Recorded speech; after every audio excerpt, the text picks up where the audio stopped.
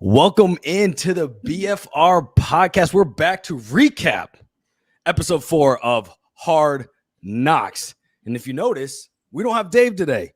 Yes, it's the first time Dave decided he doesn't want anything associated with his podcast anymore. Yep. He said, "Deuces, I'm out." He said episode 3 was so good. He didn't want to see 4 or 5. He's out of it. That was peak Bears content. No, but Dave's actually about to be on a cruise. So I'm kind of jealous because I love cruises. Well-deserved vacation. So he'll be out this week and next week. So he won't be for the last episode 5 recap, which Jack and I will do. Speaking of Jack, I have my co-host and producer Jack here with us. You can follow him at JagScroggs on Twitter. And of course, I'm Ficky. You can follow me at It's Ficky Baby everywhere. And again, this is the BFR podcast, which is sponsored by Sports Mockery, which we really do appreciate it. You can check out Dave's work over there. He does a bunch of writing for them. Great stuff. Bears content, Cubs content, anything Chicago sports. They've got it over there. And we are also sponsored by Fanatics. So we appreciate it. Welcome in, and let's dive deep into episode 4. Okay. Initial thoughts here on episode 4. As we know, right? This is the game, the preseason game. The last preseason game was the game of backups, right? They're trying to figure out which one of these last guys who are on the fringe can make it for the cuts today. What's crazy about this is that we saw who got cut today. So I was wondering who they were going to focus on in the episode. And There was I would say 4 people they really focused on, maybe 5. They focused on Adrian Colbert, who's an 8-year vet, which they gave a story of him, which I didn't know this. When he was 8, he rode a bike. Well, I mean, that's a weird way to say. Yes, he obviously rode a bike, but he was riding his bike with a friend, and he ran a stoplight. I mean, not stoplight, a stop sign, and someone ran a stop sign and hit him with a car going 55 miles an hour, put him in the ICU, was in a coma for 2 weeks, and basically they told him, look, you may not make it out of here. Obviously, he made it, and then he was told he'll never play sports again. So they definitely focused on him, and that was a crazy story. And they kind of hit his perspective, from coming basically back alive, right? Was very gratefulness. He's very much spiritual. He does I know this is not the right term, but hitting the bowl and going om type of stuff, the vibrations and things. Yeah, trust me, don't quote me on that. That is not what it's called. How would we even quote that? How do we write that on the quote card? Yeah, I don't even know. But so they kind of had that aspect. And then on the flip side, which they did a segment on this on Tyson Bagent's dad, which we already know is kind of psychotic, right? So they show him doing a arm wrestling contest, a competition at Kansas City, and they're going back and forth, showing the and then Tyson flipped dad, going chaotic, basically giving you the 2 extremes here, right? So then you have the focus on Tyson because he played. You have the focus on QB2 and QB3, so Brett Rippon, and you had Austin Reed, and then you also had focused on Velus Jones, which they put a lot on since he did get a lot of snaps and was the player of the game. And I would say the biggest focus of this episode, it was the Ian Wheeler show. Yep. They started it off with the running back room, really focusing on him and Velus and the head running back coach, Chad Morton, and then Jessica King, the assistant. So that portion was cool, trying to see how you don't really see the position coaches that much and seeing how they really work with these players and how hard they are and, on the players and things like that. So kind of gave his backstory, saw how, we saw that he's performed well over the preseason. But as we all know, we didn't need Hard Knocks for this. He got injured, out for the season, ACL. So they show him performing. I mean, all these practices, building the hype up. In the game, he does pretty well. Has a touchdown that gets called back because I think Rippon was the one throwing it, throws the ball past the line of scrimmage. So it doesn't count. And then obviously he tears his ACL in the game. There's a moment at the end where it's no joke, Jack. It's focused on his mom, was at the game and they were showing clips of her. And she hugged him, which I don't blame you, right? Probably for 2 minutes straight. And they videotaped the whole thing. Barely any words, just hugged at the end. Not gonna lie, that was a little bit of a tearjerker because what Hard Knocks has shown, which like we know this, right? But what it's really shown is that like these are humans, and the empathy behind it. Like this is someone's career. Rookie running back, really, this could be his last game ever. Obviously, it's not because he was placed on IR, but just kind of crazy. So that's what's interesting to me about Hard Knocks is like when we think NFL, like we think like sort of like CeeDee Lamb type, Tyreek Hill, like these sort of guys that just live this bougie life that are like super cool, nothing to worry about, just 17 times a year they have to go step up and ball out, But like when we dive into like these guys, especially like in these last few episodes with the cuts, it sucks, like especially like again, it's like the hugging the mom. It's like that's a real family, a guy that could lose his job, like doesn't have that job security. Oh, And for so, sure. you know what I mean? It's a really interesting. That's why it sucks to watch, especially when it's your team. But like in general, like it's these guys' jobs, and it's just like think of like your mom being there on a day where you might be fired. Like like it's a weird scenario, but yes, it's like someone watching you not get the job. It's like right, it's like your mother coming in to your hiring process, and they're like, "Sorry, you didn't get it." You're right. Your mom's just watching the Zoom of you on a Zoom with them Right, telling you, "Yeah, you didn't get it." I know. Yeah, it's definitely heartbreaking for sure. And what's sad about all of this is out of all those players I mentioned, minus Tyson Bagent, none of them will be playing for the Bears this year. Yep. None of them. Now, Ian Wheeler, which is nice, the episode ended with him talking to Poles. Like Poles brought him in, you know what I mean? And he was like, look, we're going to put you on IR, but you'll get to be with us for a year, and then you'll get another shot at it because, it's basically stashed like a red shirt, right? So that's good. But it's like you looking at Ian Wheeler, you look at like his mental. This man is deflated. And I don't blame him. And Poles is like, hey, look, the mental is tough. What you see, though, is when the mental's not there, people get stagnant, and then next year they don't make the team. So I need you to stay mentally strong. He's like, you can call me anytime. You can message me anytime, whether you want to just chat, vent, or cry. And so it was kind of cool to see that from the GM. And then I'm like, why would we see that from Ryan Poles? Oh, because this is a former player who actually tried to, at one point went through this process with this team. Right. And didn't make the team. You know what I mean? So like the empathy behind of like what that does to a person and how hard training camp is on everybody.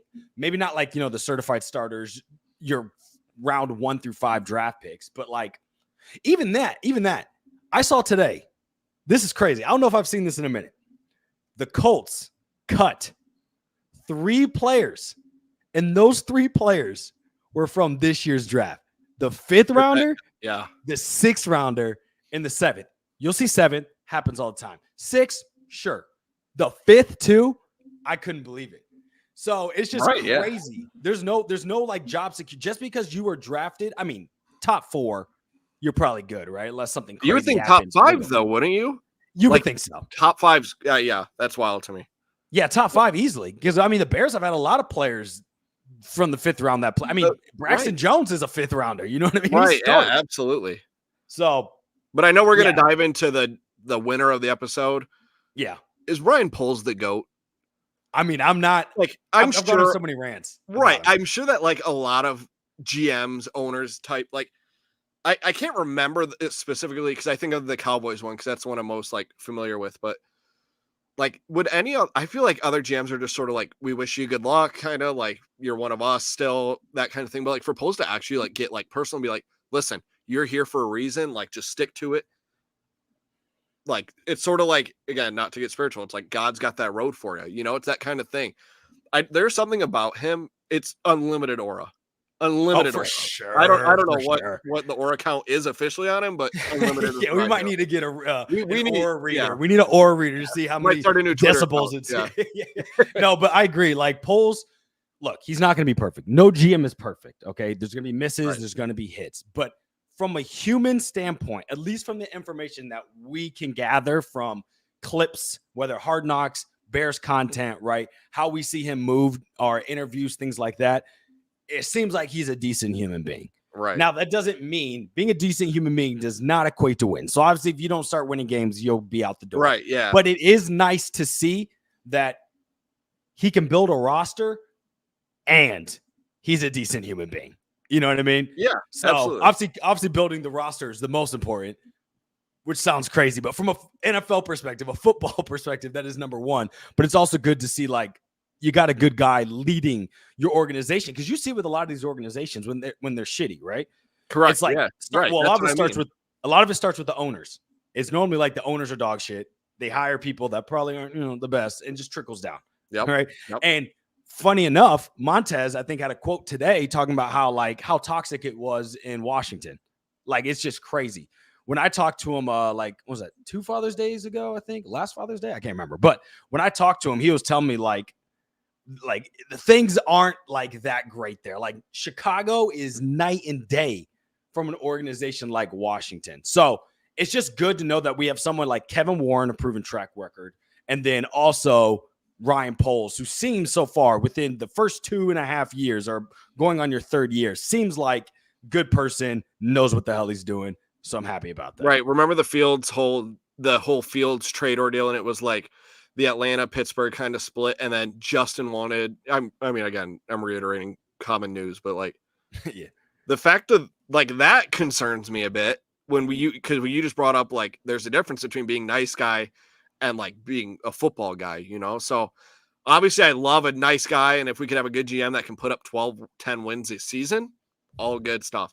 But like if again, you just think about it, like Fields what did he go for? 5 or 6? 6 that turns into a 4, possibly.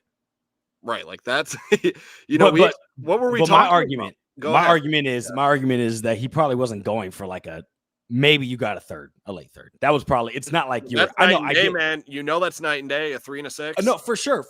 Yeah. 3 and potential 4 is what I'm kind of basing it off. But I think Poles maybe thinks that Fields will play, and that might be the case. But I get what you're saying. Obviously, you want to put the team first, but there are some unique situations where I'm like, okay, I get it though. A This third is would be me being great, negative. That's all this is. No, it's not negative. I totally understand it. Yeah. It's like you got to build the team. Like, let's be real. If Ryan Poles hadn't done what he did each offseason and we still had a roster that was depleted, nobody would give a fuck if he was a good guy. Oh yeah. Nobody. Yeah. Right. They'd be like, dude, can you get some weapons on this team? So here's actually a funny comment. Vizzo Joe says soft knocks, and it's kind of true so far. Like, there's been no cursing. And why I say that is because Ian Wheeler did a talent show to Chief Keef Finetto. And we obviously know, well, it's Chief Keef, so there's nothing. Right. Yeah. There's nothing censored. Bro, how are you going to bleep out everything? Like, you couldn't even understand. The performance wasn't great, to be fair. But you could barely tell if he was rapping because like half the stuff's bleeped out. But interesting. But that's okay. I'm not going to complain because it is Hard Knocks. So I am not gonna complain at all. Yeah, Giovanni Garcia on YouTube said blurred out half the song. That is a fact. I will say this episode was very much, it was good. It was good, but it's not as good as episode 3. It just couldn't have been. Yeah. No.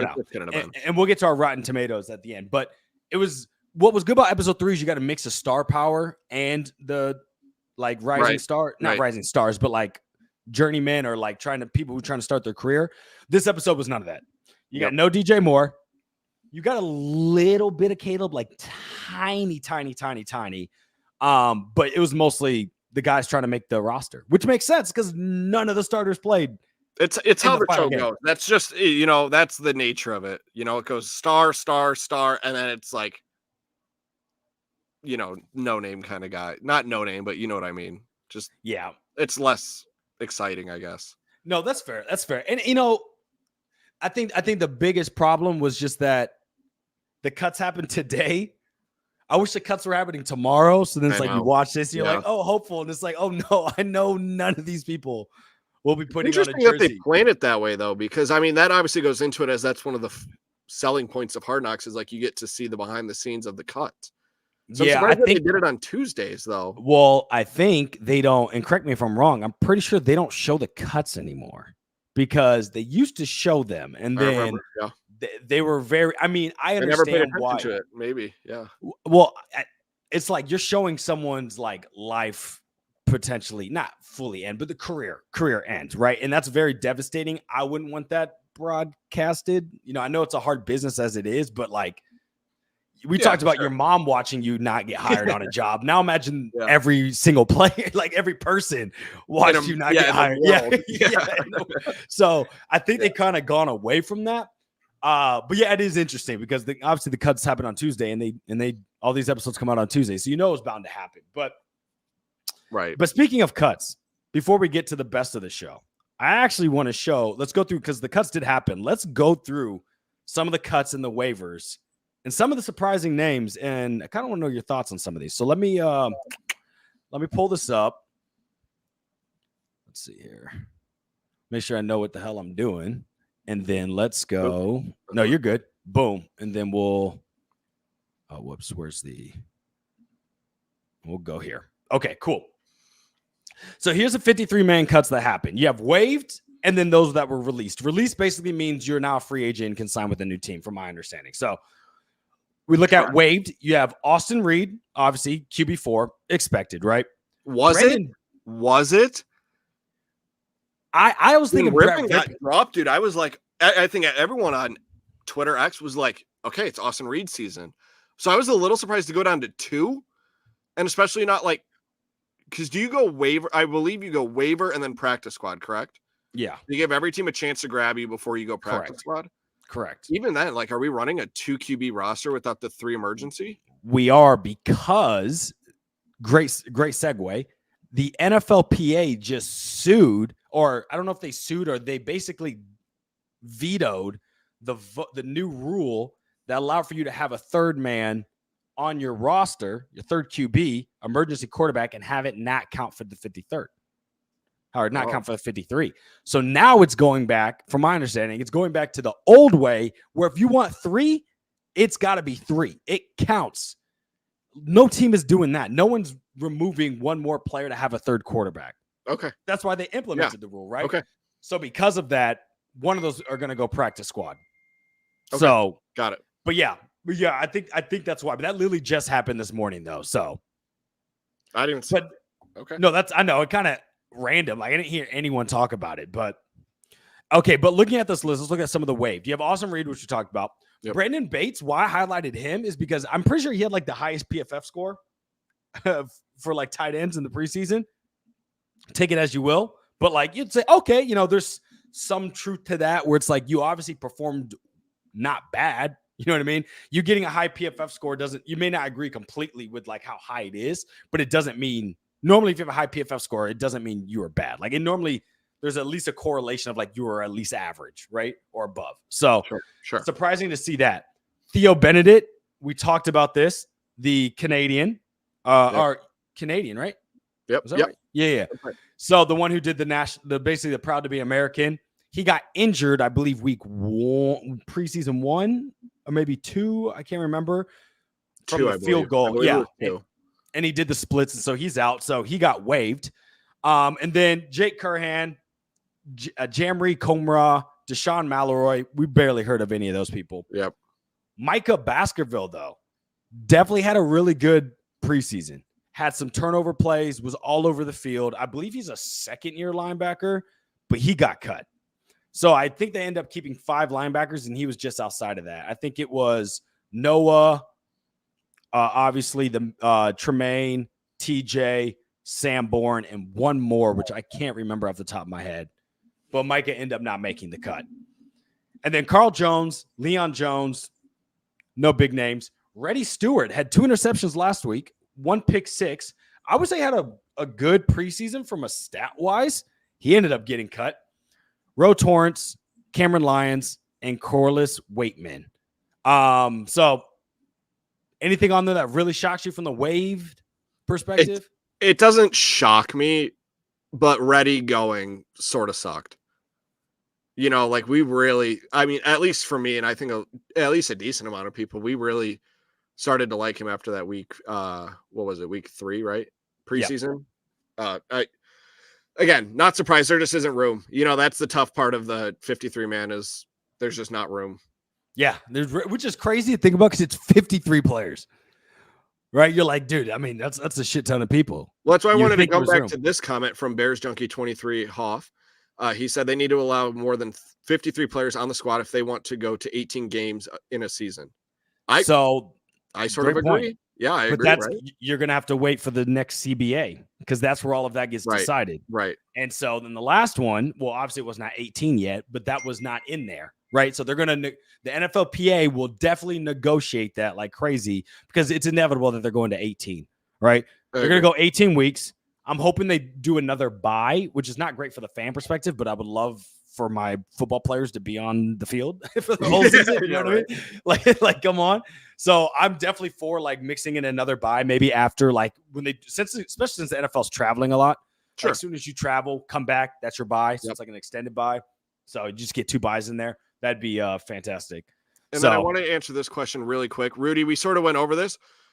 Based on our understanding, it's once a player's waived, they go through the waiver wire process, which is essentially all 32 teams get a chance to grab that person. If they don't make it, they go to the practice squad. Ficky, how does that sound? All right. Yes, spot on. That's different than being released. When you are released, you are a free agent and you choose where you want to go. Waived is not up to you. It's up to the waiver wire, and there's an order to the waiver wire, I believe, based off like the worst teams, kind of like the NFL draft. That's why the Bears have had in the past 2 off seasons have been, I think, first on the list. Last off season, they for sure were first on the waiver wire. So they got to look at who they wanted and got to pick them before anybody else. Now, speaking of released, I did highlight, before I go through the full list, I just want to preface with Kari Blasingame, our starting fullback. He did get released, but the intention is, according to Brad Biggs, the beat reporter for Chicago Tribune, I believe, or Sun-Times, one of them, OG for the beat reporters. He said that the expectation is that he's just going to re-sign a new deal. So basically, it's not a true release. I mean, he's going to be on the team, basically. He's making the 53. Basically, it's a renegotiation of your contract, right? Because there's a 2-year deal, and I think they released him so then they can – his first year's paid off, so then they can renegotiate a 1-year deal. This is from my understanding. So, but on this list, we also have Brett Rippon, which we talked about, and then Colin Johnson. So he got released. And another one, which I made this before the Hard Knocks episode. Yeah. But Adrian Colbert as well was on this list. That's the one that caught my eye. Yep. Correct. So unfortunate. Obviously, Stephen Carlson, too. He made some, I think that's 88. Tight end. He made some decent plays in the preseason, too. This is what's tough about the preseason, Jack. Let me know your thoughts. The preseason, obviously, we look at stats. That's all we care about because that's all we can see. Correct. But the preseason the analysis is much different from a coach and a GM perspective. It's not just how well you score because you could be going. It's also dependent on like who you're going against, right? There's way more variables compared to an NFL game. It's the best of the best. You do well against the best, that probably means you're pretty good, right? Right. You do the best versus third strings. Does that mean you're good? I don't know. How long have you been in the league? Are you a rookie? Are you a 4th year? You know what I mean? So there's all these variables I go into. So they're looking for particular things. So that's why typically we see on these releases a bunch of names. We're like, wow, I wouldn't expect that because on the stat sheet, they did well. So what's your thoughts on that? Yeah, I completely agree. That's what, when people like say preseason doesn't matter, it's hard to like totally fight that. It just is. So like when we look at Colin Johnson, for example, like he had that, I know it was only 1 game, but he had a hell of a 1 game.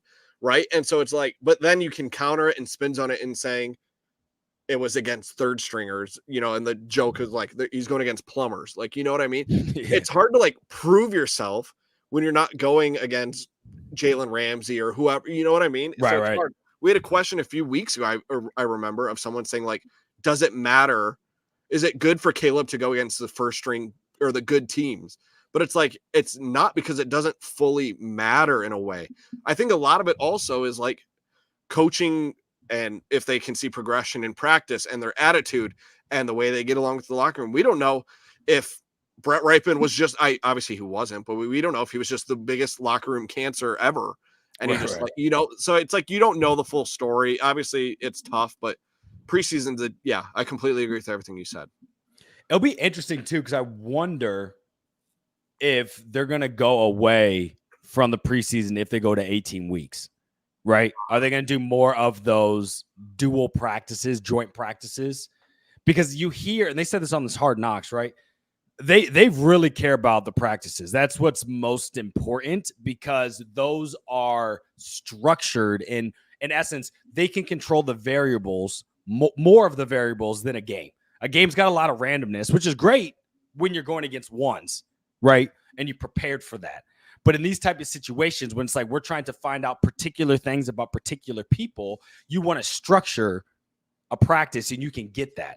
You know what I mean? Sure. If it's like, oh, we want to see how Caleb does on a 3-step drop. Well, guess what? This whole drive, all his plays are 3-step drops, right? That's a little bit harder to do in an in an NFL game, whether it's preseason or regular season, which is even harder. So it'll be interesting to see if they do that.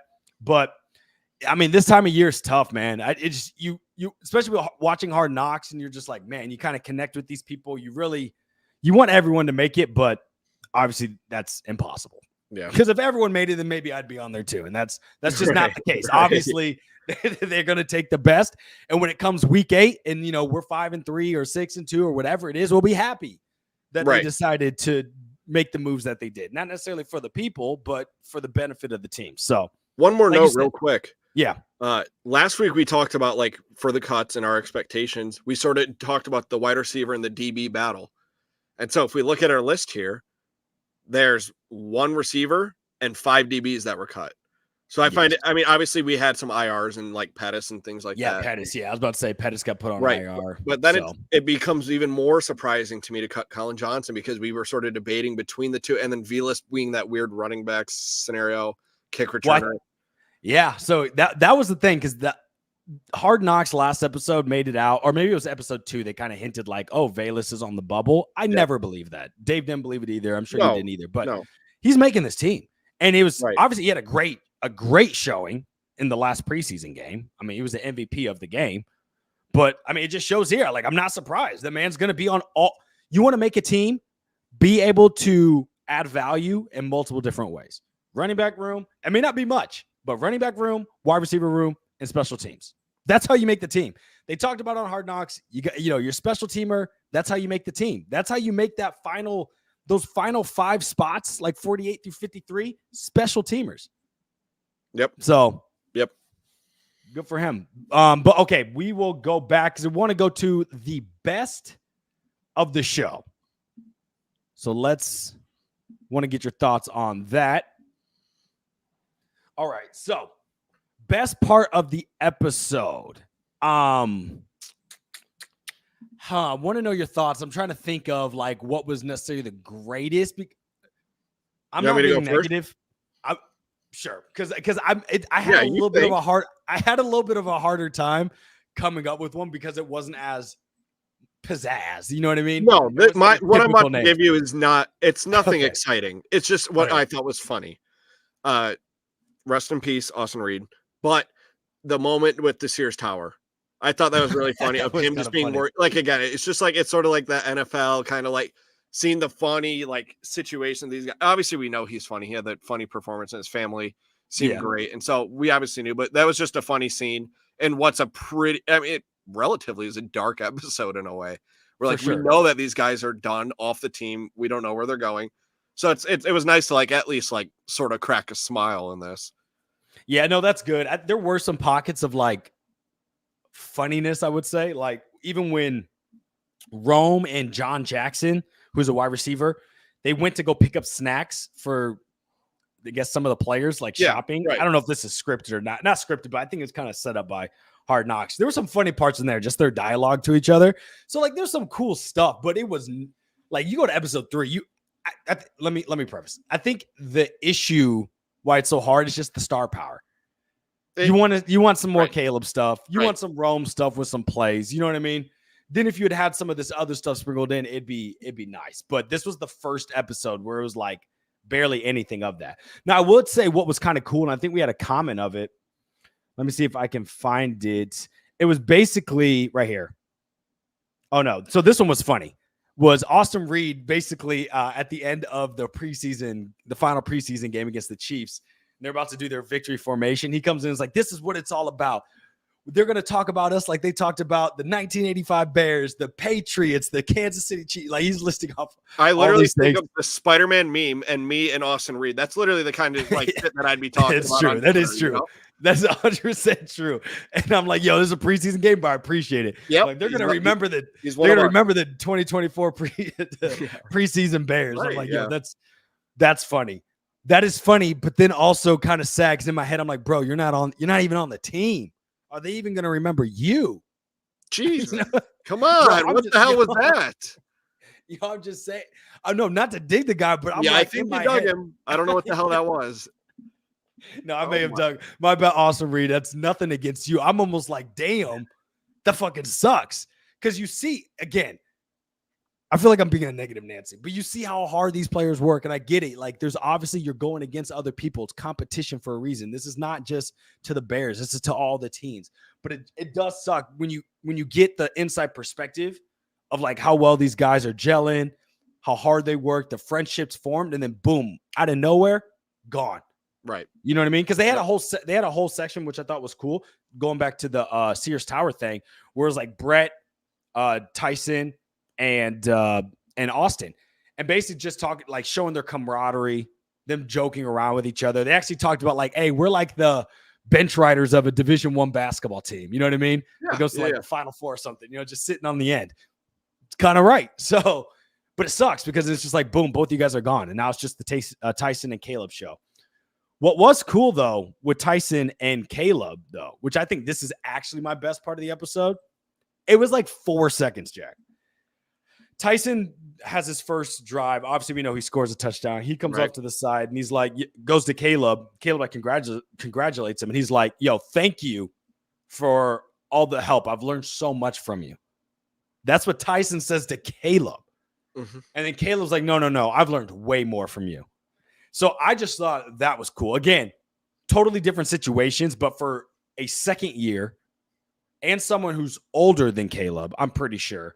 Because Tyson definitely played 5 years of college. Yep. I'm pretty sure. Yeah. So he then, for him to look at someone who's younger than new buck coming in and being like, yo, like, I thank you so much. You've helped me. I thought that was great. I just thought that was a testament, again, to Caleb and who he is as a person, even though there should be no debate at this point about Caleb as a person after all the information we've gotten. But it's still going to be the talk of the town. It is. But I thought that was just fantastic to see. You know what else sucks? I just thought of right now, because we were talking about Austin Reed and how much it stinks that like we got to know him and he's cool. It seems funny, and he's gone now. I think it's sort of like, again, every football relates to women a lot for us guys. It just does. So when I'm ready to see where this goes. It just does. Bear with us, chat. I want to see where this goes. Austin Reed is basically, he's the girl, I guess. Yeah, sure. No, I don't know. It's right place, right person, wrong time. Got you. I don't know. Relationships. We were That's smart. what it is. That's all it was. But like, if you think about it, man, when we had the 3-win team, what was it, 22 or 21? I forget when. Like Tim Boyle was on the roster. Yes. And it's like Austin Reed out of college being a rookie UDFA. It would be like, you're on the team, you get a chance. But like, it's just now you get Caleb, and then Bayesian clearly proved himself. And then now you're talking about the NFLPA changing things. It's just like, it just is the right person, wrong time. And or it could be. Who knows if he went out in the NFL and just threw 98 yards and 5 picks. No, but you make a good point, because we don't have to go back that far. If we go back just 1 year, right, it was Justin Fields and a rookie quarterback coming in. We had nobody else, right? I'm pretty sure. And guess who that rookie quarterback was? Tyson. And he showed up, and so he stayed. A lot of times that doesn't happen. Rookie comes in and whatever, he's not that good. You know what I mean? Fly on the wall, or some, you get more of a journeyman, and they don't end up staying right, on the roster. Especially undrafted. Correct. Right. And so then you kind of shuffle it over. The next year, you repeat the process. Here comes Austin Reed. But unfortunately, not unfortunately, this is great for Tyson. Tyson showed up last year and did enough to solidify a roster spot. And then this year, I think he even elevated his game even more. So You're absolutely right. It is right person, wrong time. Yep. And noting that you also called Austin Reed a girl. So let's remember. I didn't even know where I was going with that. I was sort of clip that. I was yapping. Yeah, let's clip that one. Shout out Austin Reed. Still love you. All right, let's switch over to the worst part. Okay, before we do that. Yep, go ahead. Before we do that, if you are watching the show, first off, really do appreciate it. Thank you so much. If you are enjoying it, please give a thumbs up, like the show, subscribe. It is free. Tell your mama, tell your brother, tell your sister, tell your dog. I don't care. Let everybody know of the BFR podcast. We really do appreciate it. It helps out the algorithm, helps us grow the show. We love talking about the Bears. It's going to be a fantastic season. So we're glad you're here along the ride. Also, if you want to support the show financially, we do have merch, as you can see here. I also realize every time I throw it up, I'm throwing it up like this, so you can't even read it. But we get the idea. We do have merch on our store, thebfrstore.com. Shirts, hats, hoodies, stickers. Get it for the holidays for your family. Get it for your friends for a birthday. Get it for yourself because you deserve it, and you want to look fly as hell. You can do that, and the money from that just goes back into the show, so we can make the show bigger, better, give you the best content out there. Also, if you want to support us as well, we do have a Patreon. That is the BFR Den on Patreon. And on there, we have a free tier. You can join. Doesn't hurt. Take nothing from you. You can kind of see some of the stuff we have going on. But there also are 2 tiers, Rookie and Grizzly. And in those, Rookie and Hall of Fame Grizzly. And in those tiers, we have one-on-one calls, private Zooms. We have a private Discord you can join. You'll get access to. We have giveaways we do every month. Whole bunch of awesome stuff. And when we start, having some live events, and when we start having some more exclusive content, whoever's in the Patreon will get first access. So if you want to join that, it's the BFR Den on Patreon. All the links are in the description below for both the store and the Patreon. And we do appreciate it. If you don't do that, it's okay. We just appreciate you actually wanting to watch this show this late, to be honest, on a Tuesday. So yeah, as Jack said, salute to you. And one final thing, if you are new to the show, go ahead and give a hashtag new face gang in the chat, and we will make sure to give you a shout out before the end of the show. And if this is not your first time watching, this is your second time, this is your 90th time, which is all of our episodes so far, go ahead and give a hashtag OG in the chat, and we'll make sure to give you a shout out as well. We appreciate all of you. There is a great comment here, or a great question here. Giovanni Garcia, he said, "Where's Dave?" We cut him off. I said, "Look, I think I can do this without you." And I just took over. That was it. No, yep. Dave is enjoying a vacation on a cruise. So he'll be out this week, and then he'll be out next week because there's nothing. We have Hard Knocks next week, but there's no games or anything like that. And then he'll be back, obviously, for week 1 when we get ready to kick it off. So well-deserved vacation for him. Say, go ahead, take it off. Me and Jack will hold the ship for Hard Knocks episode 4 and next week for episode 5. So, all right. Is there anything else? Do you have anything to add, Jack, before we go to the worst part of the episode? No, again, I appreciate everyone tuning in. Again, it's Tuesday night. We're working tomorrow, and we got 1,200 people just hanging out with us, listening to some Hard Knocks and Bears football. So obviously it's awesome. We appreciate it. Oh, yeah, for sure. One person here, 1 million people in here. We don't care. We just appreciate that you guys are in here enjoying, because we're going to be talking Bears no matter what. So it's a little bit easier. Not only that, but then you're taking Dave's spot, and then I have to take yours. Right. I can't live up to you. No, I can't live up to Dave. So it looks like we're both in a pickle here. We're not mad here. We're working hard, though. We're trying our best. Yeah, absolutely. So we do appreciate it. But if this is your first time, as I stumble over words, okay, we love that. If this is your first time and you aren't aware of our show, we talk Bears content, talk some other NFL stuff, but our cadence going into regular season will have at least 2 episodes a week. We always do a pregame show, typically probably Tuesday to Thursday, and then we do a postgame show immediately after the game, whether it's Sunday, Thursday, Monday, Friday. I don't know. It feels like the NFL's got games on every day now this week, but we go live right after that. Post-game shows are fantastic. We do have a voicemail line on there, which you guys can call in. It's really simple. It's like doing a voice note. You just hold a button and give your thoughts on the game. We share those live on the show, and the post-game shows are just so much fun because obviously we have an actual game to talk about. So please join those because they're great and they're fantastic. So, all right, let's go back to the show. We have the worst part of the episode. Do you want to go first on this one, Jack? I'll go first, but I'm making a rule for you. You cannot say Ian Wheeler. Fuck. Okay. You can't do it. All right, go ahead. Okay, well, actually, I can't even say that because mine is what we've been talking about this whole time. It wasn't even part of the episode, really, but like sitting there and watching my boy Austin. We've talked about this 300 times, so I'll keep it short.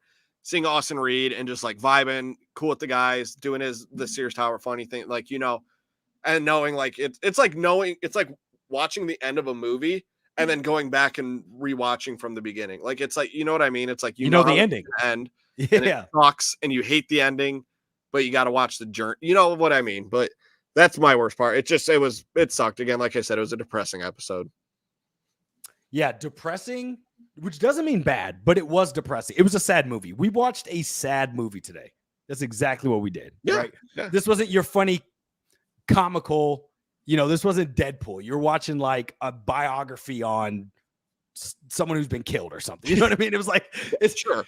You can still entertaining. You're like, oh, that's great. But then you're like, oh, wow, everyone's dead at the end. Yay. Nothing was resolved. You know what I mean? So my worst part is more of like the emotions I felt during it. I will admit, I don't cry that often, but the Ian Wheeler part did have me in my feels, bro. Really? I was why? Because we've seen it for 2 episodes now where we're voting for this man. Like, we're rooting for this man, right? Yeah. We really want to see him succeed. And then I think it was just when it was his mom crying. Well, first off, you watch how his mom interacts and says, she finds out kind of like immediately, like when he's walking in, right? I don't know if she gets a text or something like that, but she's obviously like devastated. She's sitting up there by herself. And then like a fan comes by and says, hey, your son's been great. I'm sorry what happened, things like that. So you're just like, oh, rip my heart out. And then they do that. I'm telling you, I felt like the hug was 2 minutes long. Just utter silence. Just like one of the yeah. And you're just sitting there like that. Obviously, it was just very emotional. I was like, oh my God, I feel so bad. And then to icing on the cake, I know that I'm not supposed to pick Ian Wheeler, but it was obviously the saddest part of the show. I fucked it up from the beginning. Ian Wheeler, just like on Pulse's desk, kind of like this, just like it. Honestly, I thought someone got murdered.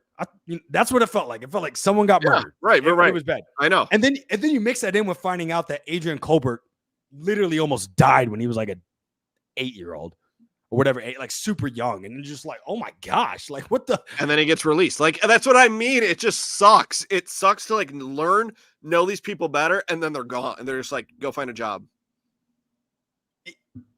It just sucks, but that's what we signed up for, I guess. No, it is. I think it was. There had to be one episode like this. It had to be. It's going to come, and it makes more sense for this one. I feel like they're probably going to end more on like a positive note. Oh yeah, yeah, we're gonna. They typically do. So at least like this isn't the final episode, because I would be like, that would suck. Okay. So anything else like that you think is bad from the episode? No, we've covered it in the past few minutes here. It's just, it was, again, sad episode, sucks. There was nothing, like no moment in it. There was no Simone Biles jacket bullshit. Anything there was like no that. Simone Biles at all. No. I mean, maybe that's why I was so sad, huh, Jack? All right, let's go back to this part here. I want to go back to the best part of the episode. No Simone. Love Simone. We don't need her here. Yeah, there probably won't be any more Simone. I'm wondering how the next episode is going to go, though.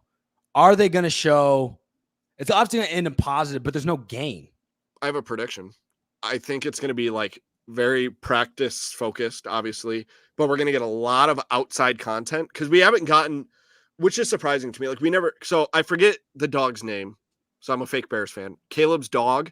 Like that's sort of like part of his brand. And so like, I think we're totally going to get an inside look. They've saved it for like the inside Caleb Williams. What they did for like Jacob Owens in episode 1. And we're just going to get because that's what we really want, is like just to know Caleb. He's our guy, supposed to be our guy for the next 10, 15 years, whatever.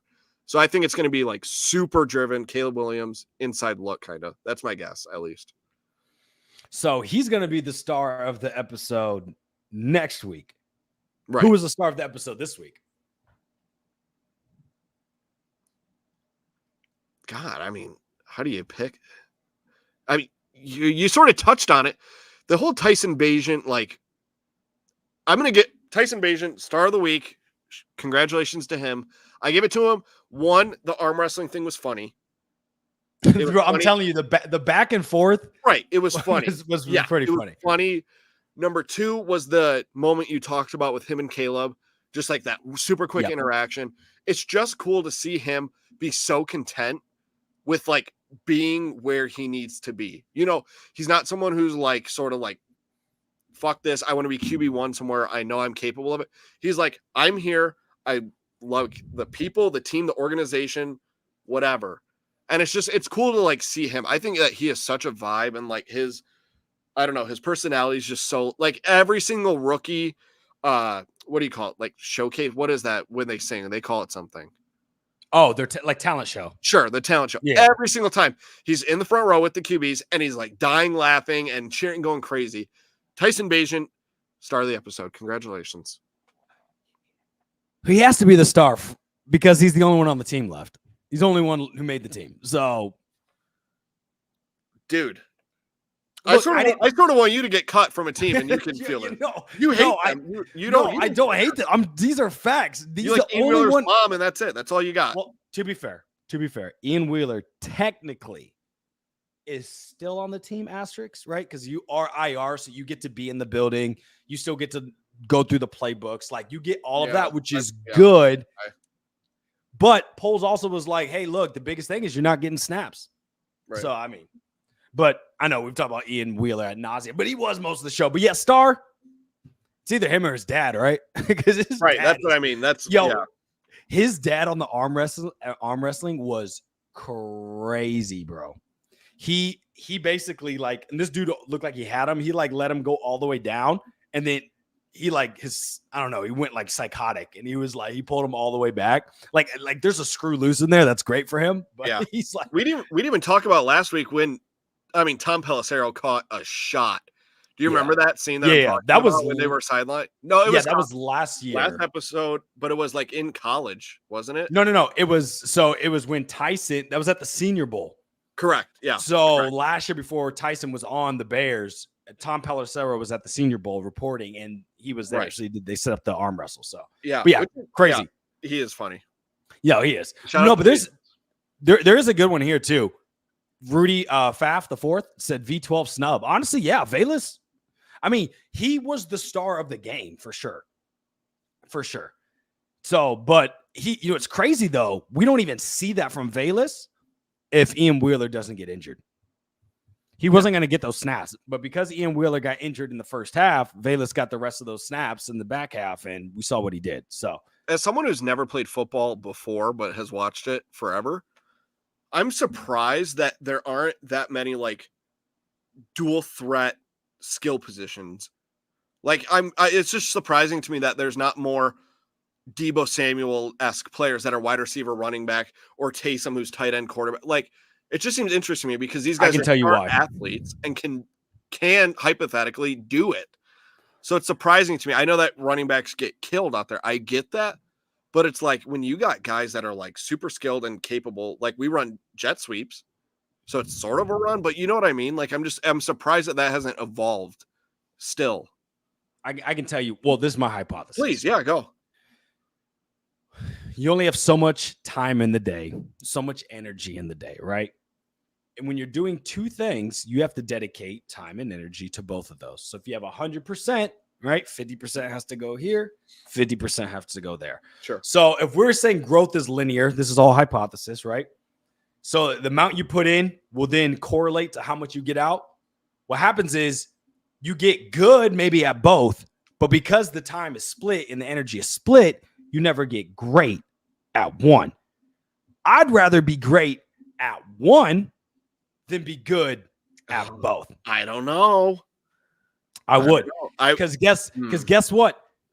That's why there's been a lot of – there have been people that have been dual. Cordell Patterson, I think, is good at more at running back. He's better at running back than he is wide receiver. Earlier in his career, he was okay with the Vikings, right?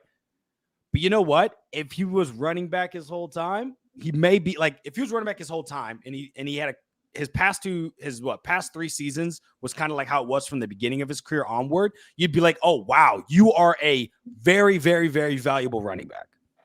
He would be viewed in a much higher manner than what he's viewed now. Right? Okay. And that would have been earlier in his career. Oh, God. I love you, and I wish I could agree with you, but it's just like, dude, like, he's old, but he's still playing. He's still on an NFL team and getting snaps. Taysom Hill is old.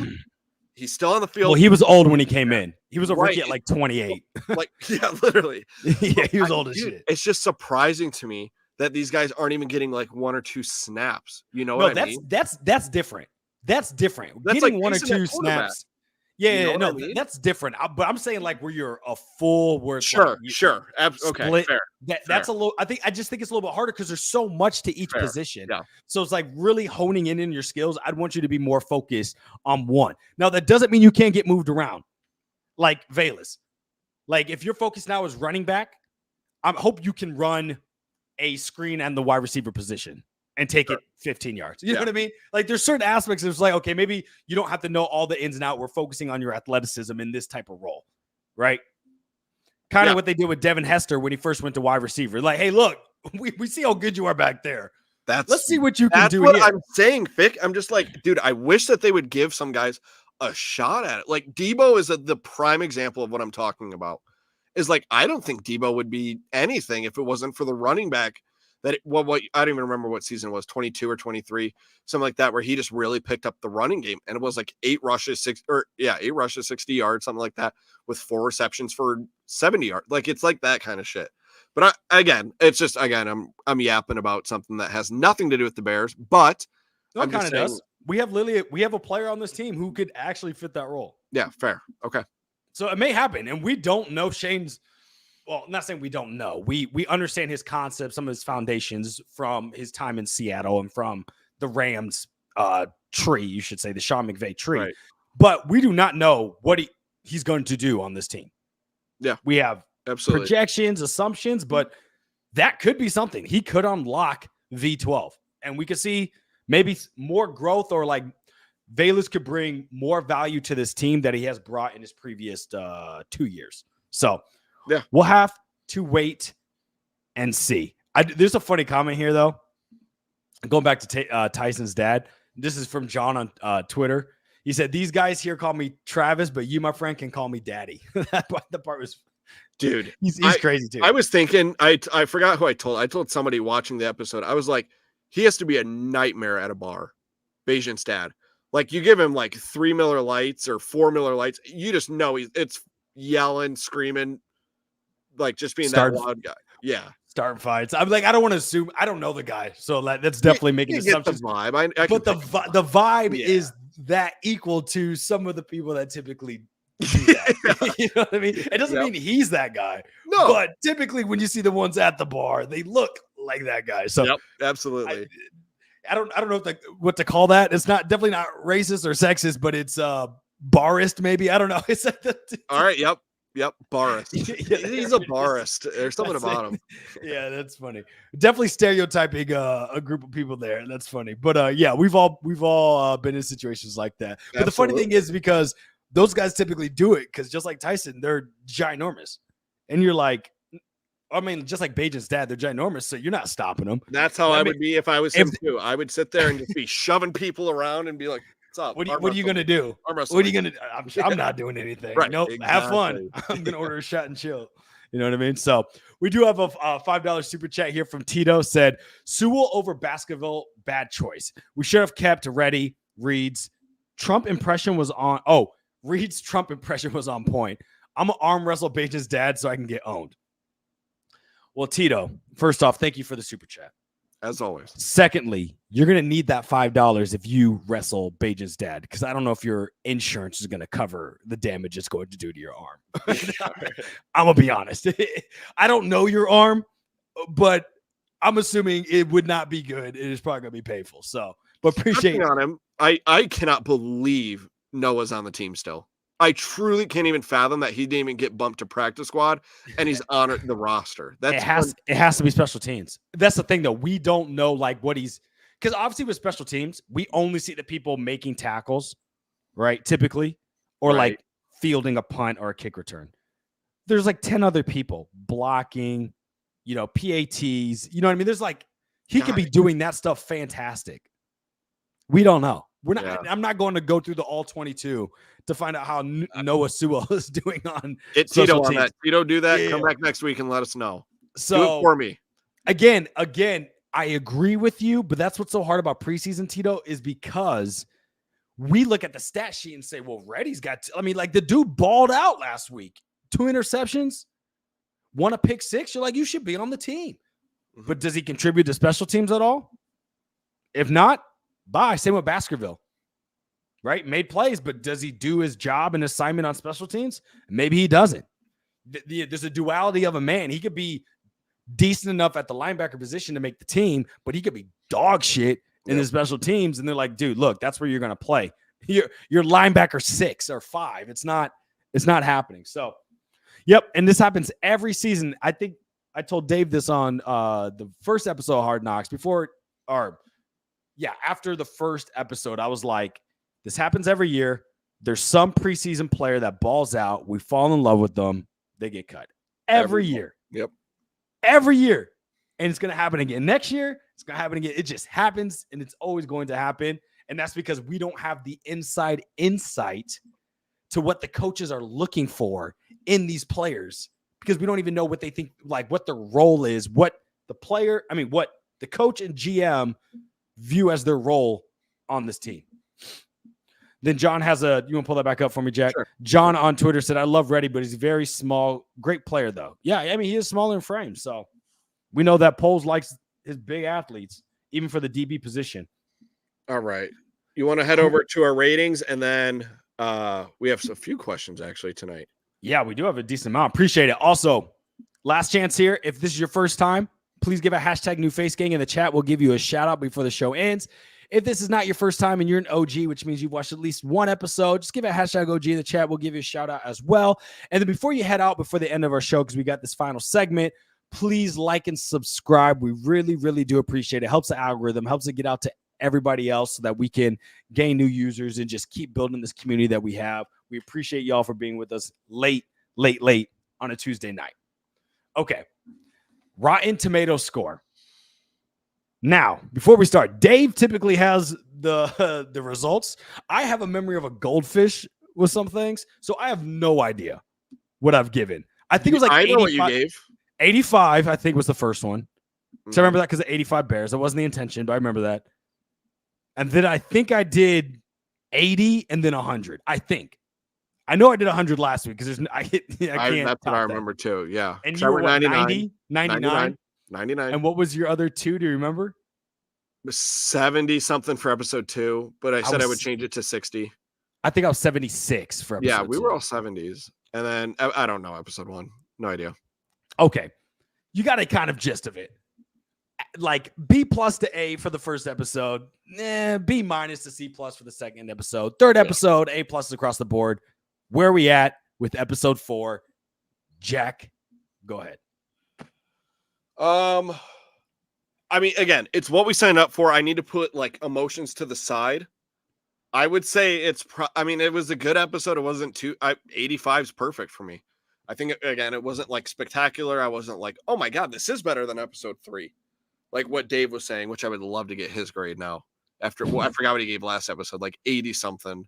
Yeah, I would love to hear it. Or now. like 9 is like maybe 88. I think he gave us something like that. He was like, the next 90. One's gonna be really good. But anyways, 85 is a perfect number. Okay. So if 85 was episode 1, I think I like excited though. We were excited for episode 1. So those are a little tainted. I know, but that Caleb intro was fire with the announcer. It was fire. I'm not going to tax this episode because there wasn't star talent. And I think that's what I'm doing in my head is like, oh, no star talent. That's not their fault. Like, you know what I mean? The players didn't play. Yeah. So because of that in the storyline, and let's be real, it almost made me cry. So like twice, like you got to know like the darker side. So it's got to be good. So I'm going to go, I'll go 87. I'll go 87%. Okay. I think I can rock with that. Fair. I think I can rock with that. But overall, though, so if we're looking at the episodes and we're ranking them right now, the episodes go in this order: episode 3, episode 4, episode 1, episode 2. Do you agree with that order? I would go 3, 1, 4, 2. That's how I would see it. So just flipping, or no? Yeah. Wait, you know what I said? I don't even remember what I said. No, you said 3. You said 3, 2, 4, 3, 1, 4. This is good podcasting. right. This is fantastic. Regardless, yes, episode 3 is the best. Yeah. Yes, episode 3 is the best. Yep. I think I said Totally. this one was second, but you're saying 1 is second. Correct. Is that right? Yeah. Okay, fair enough. Got it. Yeah, that's fine. Like 1A, 1B for 1 and 4. Yeah, like it's like they're good. And then we just all agree that episode 2 was not that great. Yep. So Absolutely. Philip Charles Vanderhayden IV said, I didn't watch live because the damn army put me on detail till 2 a.m. Yeah, what? Who do we need to talk to? The U.S. government? Give me his number. Philip. I'll handle it. We can storm. I know that's been done before. We could. Okay. We'll storm the Capitol to get you out of that situation. But we appreciate the comment. He said, so I turned down the sound as soon as I got in here to avoid spoilers. So he can't even hear us. He has no clue that we're talking about him. You know what? That might be better for him, to be honest, because we've been off the rails today. We do appreciate y'all for watching us. But Philip just said, I want to say yo to everyone. We appreciate it, Philip. Yo, and then bear down familia. All right. Let's get to the final questions. Then we'll do the shout outs at the end, Jack. All right. So Felipe Garcia question on Facebook. Williams over under 4,500 yards this year. Jack, you have the floor. I love Caleb at 4,000. I think the sportsbook line has, I can't remember. I think it's 35. It's 35 to 3,700 is where the sportsbook have him at. 45's. I am the biggest Caleb Williams fan in the world. 4,500's a lot of That's yards. Crazy. We're adding a lot of yards per game for a rookie. Well, yeah, right. That's wild. Rookie. Can it happen? Sure. It's one of the best. It's the second best offense in the NFL on paper. So if there's anybody that could do it, it's Caleb. I think 4,500 is just a bit too much, though. What about you? Yeah, I saw PFF had their projections of Caleb at 3,900. But what was crazy about their projections, they had out of the 4 quarterbacks, he was like the second to last out of the rookie quarterbacks, which is crazy. Like Bo Nix was like 4,400 or something like that, which is wild. But maybe that's just going to be pass heavy because they'll be down a lot. But they had him I got to go or something. It was like 42 or something. He was number 1. Bro. All right. That's what I saw. We're not a Broncos podcast. Not a Broncos. I won't even. So I'm going to have to go under, though. That's I agree. 45 is wild. I think that would be also setting myself up for failure. And for some, that's like the beggars can't be choosers. That's what that feels like. Yeah. Like, bro, we haven't even had 4,000. Like, I'll be happy if you get 4,000. It could be literally just 4K, like not a yard more. And I'm like, I'm good with that. I'm not even asking for 4,500. Yeah, so agreed. Shit, I'll take 3,800 at this rate, like rookie quarterback. So that'd piss me off that we weren't at 4 if we got to 3,800. I'd be pissed. I mean, it would, but it still would. He'd be breaking a lot of the rookie record. Great, yeah. But we would sit here and be like, I wish you got 4. Oh, for sure. Okay, John on Twitter said, anyone from other teams that interest you? There are some players. I'm going to have to go through, though, like available waivers. Because, again, the Bears, first I need to see the order of the waiver wire. Because I would assume the Bears are still within, like, top 10, like if it's draft order. But I'm going to have to go through. I knew there was a lot of standouts, and I'm still kind of following someone like Twitter. You're seeing some of these big names, being released and whatnot. But I haven't done a deep dive just yet to have like a particular player. There was one that got released today, which ended up not being true, which I thought was crazy that this would ever happen. But Miles Murphy, the defensive end from the Bengals, right? Yep. That was like, what? And then the tweet got deleted. And this was like from Matt Lombardi, which is a credible source, which is absurd. I don't know who told him that, but that was crazy. I would have loved to pick him up, but yeah, no one from any other team. And to be honest, I don't want to trade for Micah either. That's just Khalil Mack all over again. Great player, but I'd rather you have to give up so much draft capital and you have to pay him. He's great. But you know what Poles has been great with so far?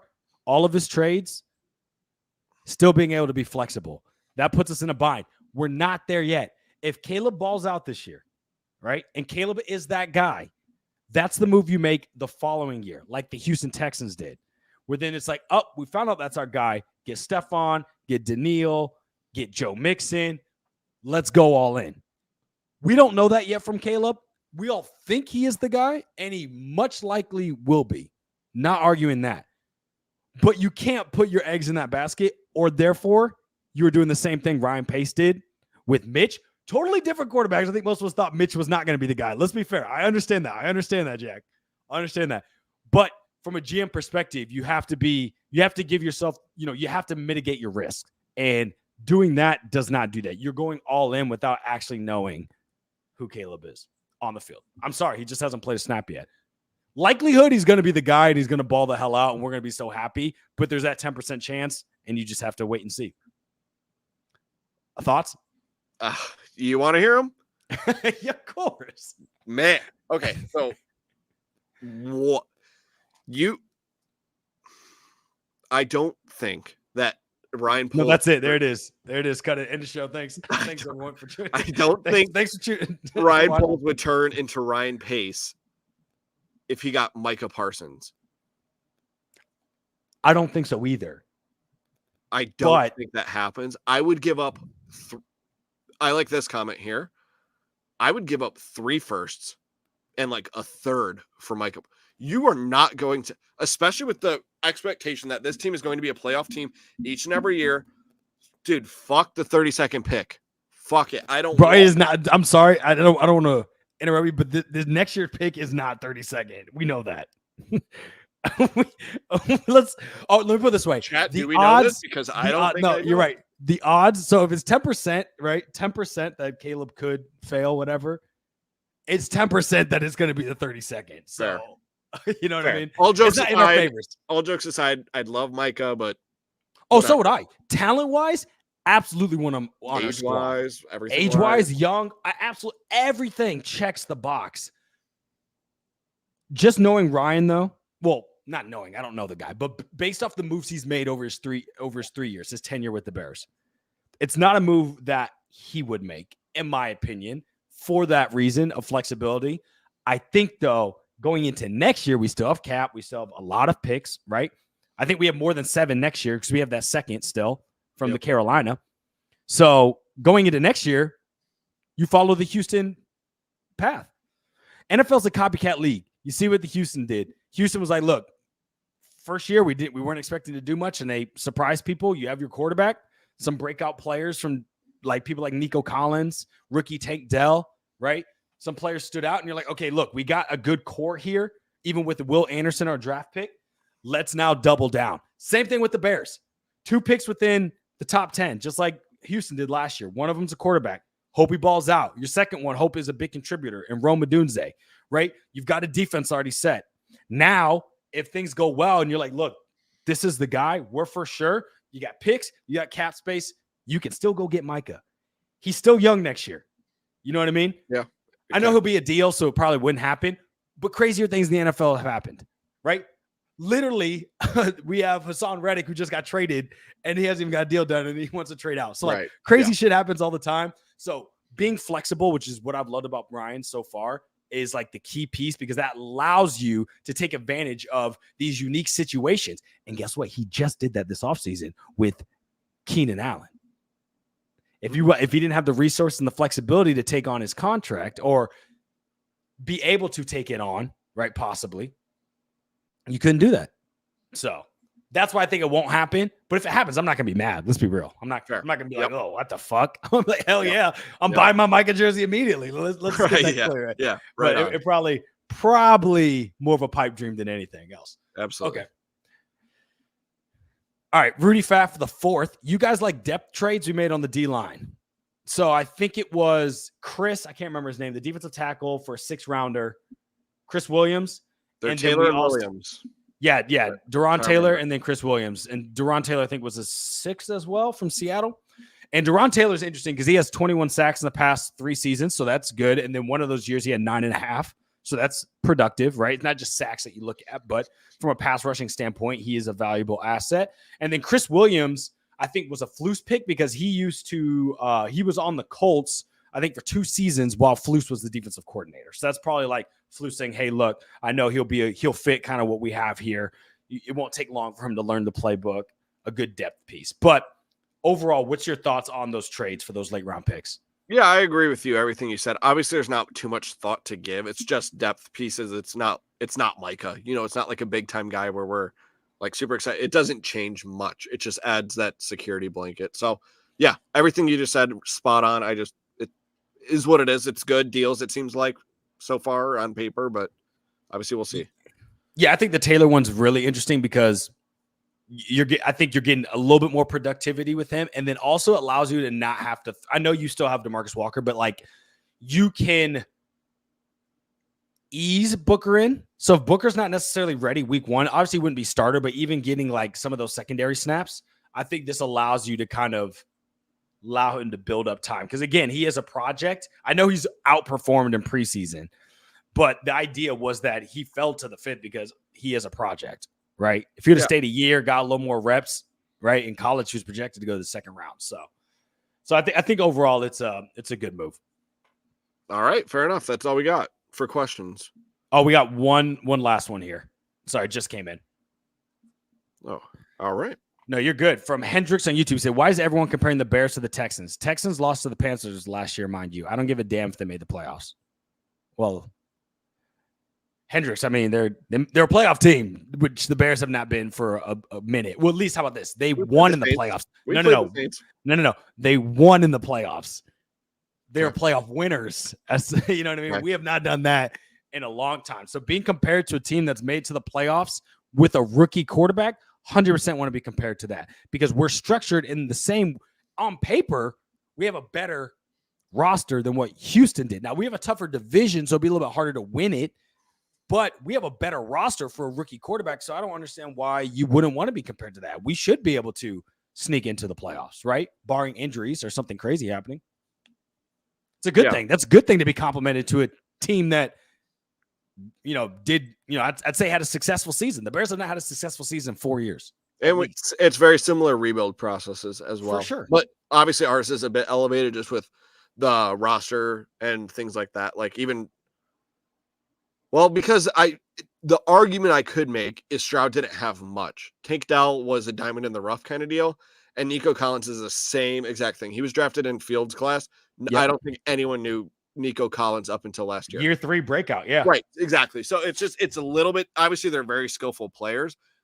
It's just like the status of DJ Moore, Keenan Allen, Rome is going to trump what he had last year by a long shot. For sure. And I do see the comment here, like they lost to the Panthers. It's the NFL. Good teams lose to bad teams all the time. It happens all the time. The Chiefs in every single one of their Super Bowl runs, I think, have lost to a bad team at least once in the regular season. It does not matter. Come playoff time, lock in, get on a run, and go win it all. You know what I mean? Chiefs lost to the Raiders last year, man. It's the Raiders, bro. And they put the ring on, So one loss doesn't define any team. It doesn't. The Detroit lost to us. We were a bad team last year. Detroit lost to us and was like one play away from the Super Bowl. Does that mean Detroit's bad? No. Sort of. We just. Yeah, I mean, yeah, a little bit. I mean, they were bad when they played us, to be honest. They really were. So, right. Before we head out, do you want to go ahead and throw on the super chats? Yeah, absolutely. Not super chats, my bad. Hashtag. I already know what you mean. Yeah, I know. Appreciate it. Definitely getting late here. So for all of you that have stayed along for the very end, we really do appreciate it. Thank y'all. So down to the shout outs here. We got Devin McGovern on YouTube with the hashtag OG. What's up, Devin? We got John on Twitter with the hashtag OG. What's up, John? Rudy Pfaff with hashtag OG on YouTube. What's up, Rudy? Giovanna Garcia with the hashtag OG Bear Down. Tito, our man Tito with the hashtag OG on YouTube. Appreciate the super chat, Tito. That's our super chat. No new face kings. That's okay. Look, it's a late episode. Dave brings in the new faces. Yeah, no one wants to. No one really wants to be here, right? Like, come on.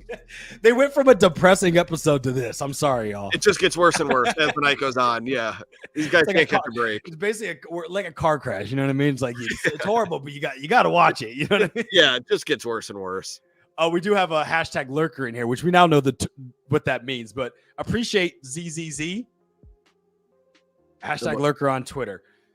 So I know that's that's for a streaming term. That basically means like you've been watching for a minute, but you're never in the chat. So, but we appreciate that, ZZZ, because I don't know your name. Next time, give us your name. We'll make sure to give you a shout out. So that's all that we have for Hard Knocks episode 4. Again, we want to thank y'all for tuning in, for watching. Again, if you want to support Jack, me, and Dave, you can go to the bfrstore.com. You can buy some fire merch. You can go to the Patreon den. We have a bunch of cool content on there, exclusives, giveaways, all types of fun stuff. That's the BFR den on the Patreon. That's in our description. Also, if you just want to give a like and subscribe, it's free. Just one click. We appreciate that as well. And if not, it's okay. We just thank you for tuning in, and we really do appreciate that. And then also we want to thank Sports Mockery, partner of the show, and Fanatics as well. We would not be able to do this show without them, so we really do appreciate that. And again, hats off to all of y'all. Jack, anything else? Dub Bears. Dub Bears. That's exactly right. All right, we'll see y'all next Tuesday where we'll go over the final Hard Knock episode. Peace.